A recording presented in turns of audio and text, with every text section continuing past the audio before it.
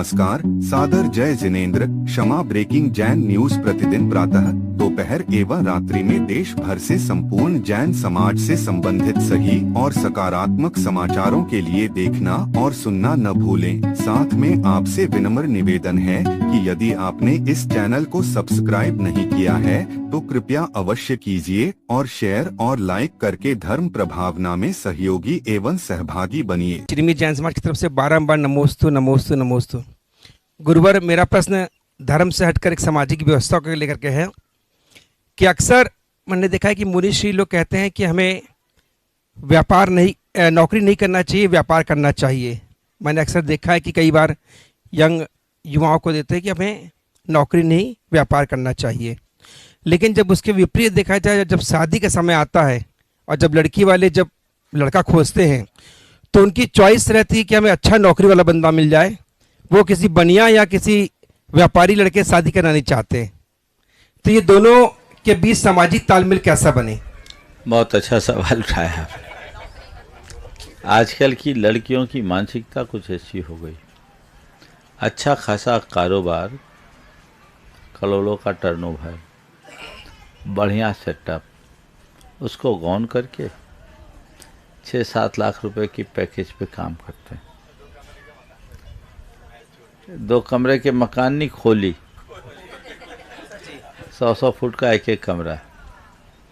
अभी एक सज्जन ने मुझसे बुढ़ारी में कहा, बड़े कारोबारी, पर उन्होंने बड़े दुखी मन से कहा कि महाराज, मैं अपने यहाँ एक को 3 लाख रुपया महीना देता हूँ और मेरा बेटा 12 लाख रुपया साल के पैकेज में काम कर रहा है।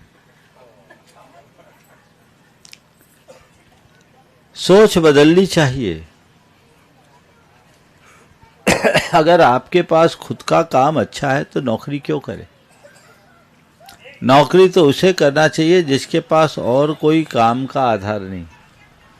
लेकिन आपने जो समस्या रखी है वो बड़ी ज्वलंत है कि अब लड़की आना नहीं चाहती, तो और लड़कियों को फ्रीडम चाहिए।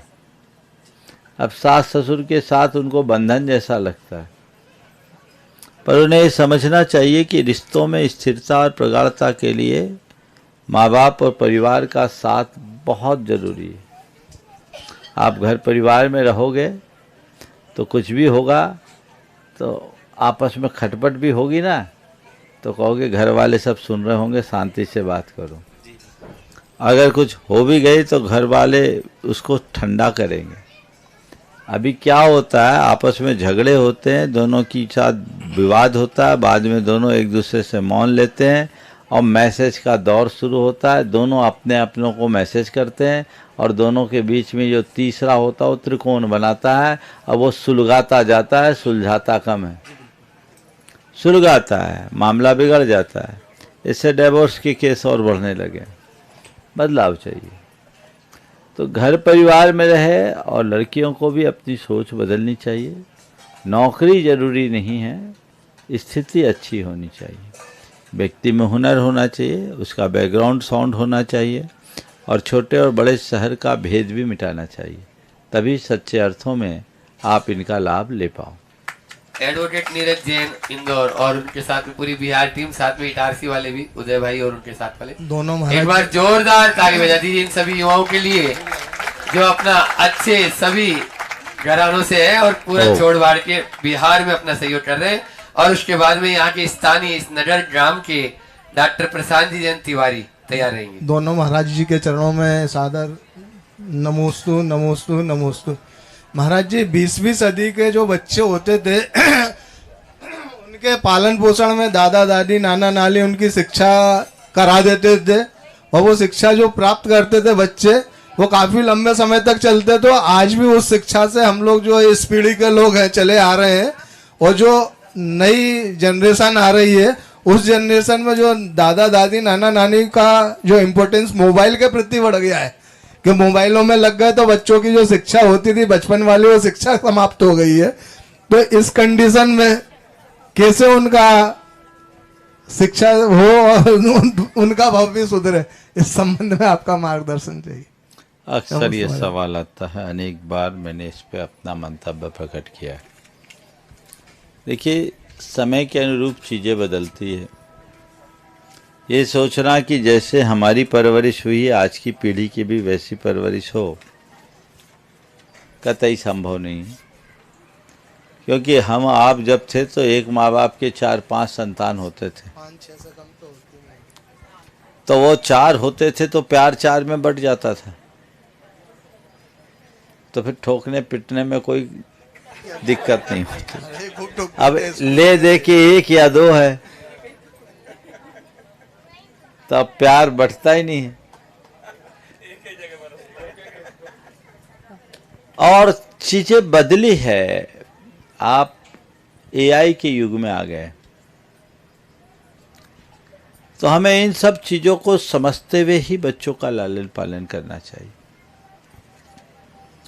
तकनीकी साधनों का निषेध करना भी मुझे बहुत अर्थपूर्ण नहीं दिखता, लेकिन क्यों न हम तकनीक का सही उपयोग करने की कला सिखाएं।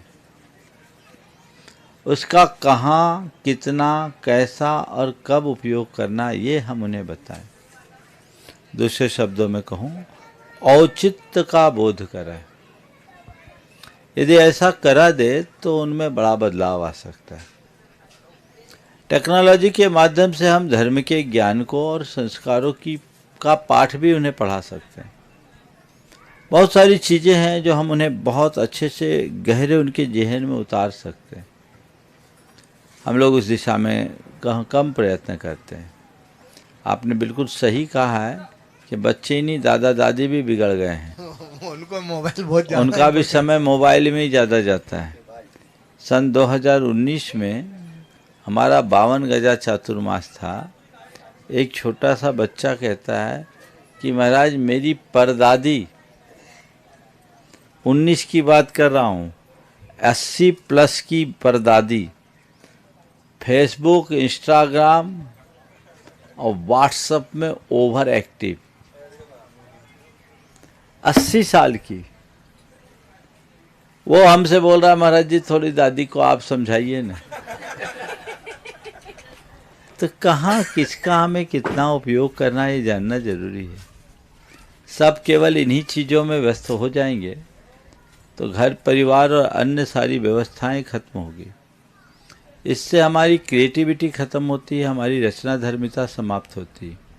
तो हमें इन बातों को ध्यान में रखना ही चाहिए, अपनी क्रिएटिविटी को बना के रखना चाहिए। बड़े भी अगर इनका उपयोग करते हैं तो मैं उसका निषेध नहीं करता, लेकिन ये तो देखें कि कितना उपयोग करना है और कब करना है और कैसा करना है।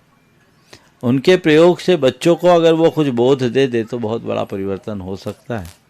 कुल मिलाकर मोबाइल को और तकनीक को जीवन निर्वाह के साधन के रूप में स्वीकारे, उसे साध्य बनने से बचाए।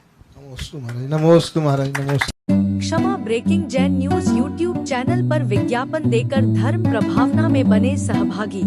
विज्ञापन देने हेतु संपर्क कीजिए मोबाइल नंबर 9026900740 एवं समाचार एवं वीडियो भेजने हेतु व्हाट्सएप नंबर 9335236222।